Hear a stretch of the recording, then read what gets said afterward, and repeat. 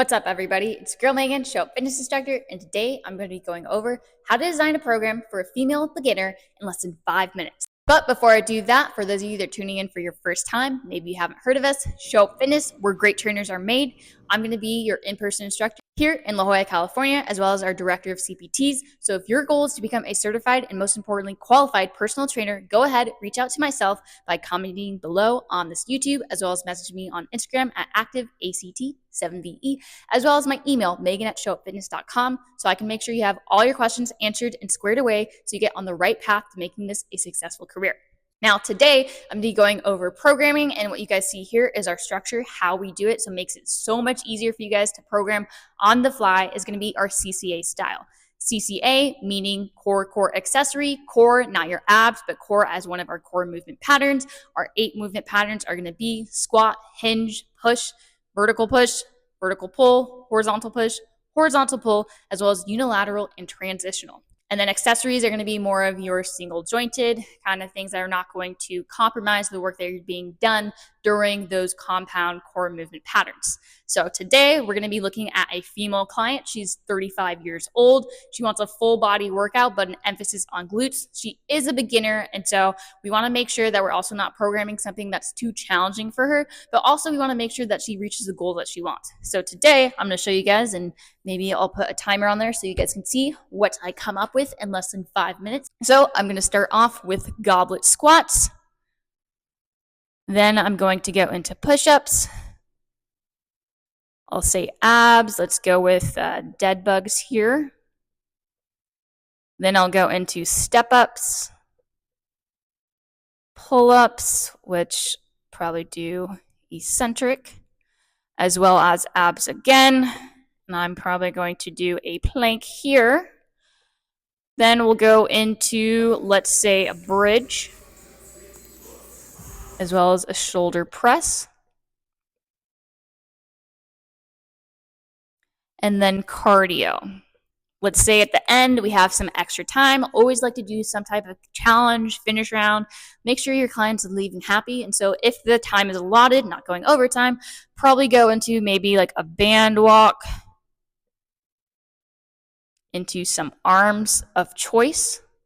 So I'm not going to write the rep ranges, but that was way under 5 minutes. As you guys just saw, this is the basic structure that, based off the knowledge going through the internship course, the anatomy that we learn and how to program, it just makes it so easy to program for just a basic client that's given to me on the fly. Obviously, when it comes to assessments and you learn more information about the client themselves, things are going to tweak a little bit. In general, as you guys should know, if you're trying to pass your level 1 SUF-CPT test, the general rep range for all of these are going to be 12 to 15, maybe 10 reps. And the reason for that is we want to strengthen ligaments and tendons, have neuromuscular efficiency, as well as make sure we own the movement competency. Those are the reasons why in the beginning stages, especially with a beginner, we are going to start with lighter loads. That's why we'll have more reps. But rest assured you, doesn't mean we're going to stick with this programming the entire time. We want to make sure we progressively overload. But we're looking at 12 to 15, like I said, maybe 10. When it comes to push-ups here or pull-ups, obviously, when I was a beginner, typically speaking, not going to be able to do a lot. So I will go away from that. Maybe we're looking at 5 push-ups. Maybe I'm helping assist her during this push-ups. For the pull-ups, I said eccentric here. For eccentric, like to do 3 to 5. Usually, especially for people who are completely new to it, because it does create a lot of damage, they might be sore the next day. That's something you want to make sure that you assure your client of. Now, when we go to abs, I like doing abs in the beginning. Make sure that our clients have a strong foundation before we get into any like rotational stuff or explosive stuff. I'll make sure they have the good foundation just in the sagittal plane. Make sure that they're able to engage their core properly. A lot of times people do not know how to do ab exercises properly. They say, oh, I hurt my back doing this. And it's not the exercise itself, but it's how they perform the exercise. So I want to make sure during these basic movements, they're doing exactly what they're supposed to do there. Step-ups is a great one because most people have walked it up and down stairs. So it's really going to be practical to everyday use. When we go to the next one, bridge, I like doing a bridge here because a lot of times the hinge pattern, that's one of the patterns I talked about earlier, people have a hard time learning. And so the bridge is going to be the easiest one that we can make sure they own that pattern, build it up a little bit before we go on to some more challenging exercises of that hinge pattern. Then I have a shoulder press instead of like a military press using dumbbells here. Make sure she owns the pattern. Ending off with cardio here, we have a skier here. So that's what I'm going to use for that.